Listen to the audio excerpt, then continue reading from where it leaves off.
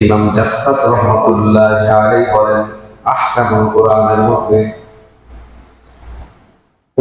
মধ্যে যেই বাক্যটা এসেছে ফালা তাসলিমু ফীহিন্না আনফুসাকুম, এর থেকে ইঙ্গিত পাওয়া যায় যে এই মাসে ইবাদতের তৌফিক আল্লাহ তাআলা বান্দাকে বেশি দিয়ে থাকেন।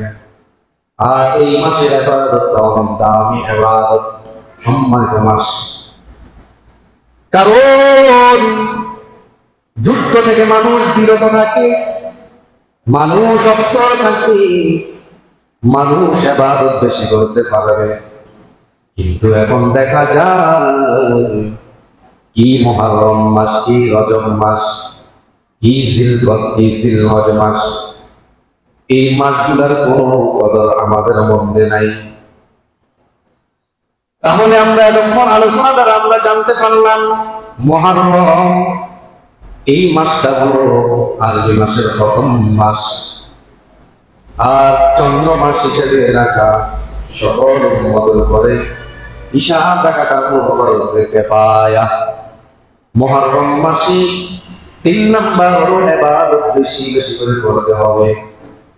যদি করেন অন্য মাসেও ইবাদত করার তৌফিক আপনাকে দিয়ে দিবেন তিনি কে? আরেকটু জোরে বলেন তিনি কে?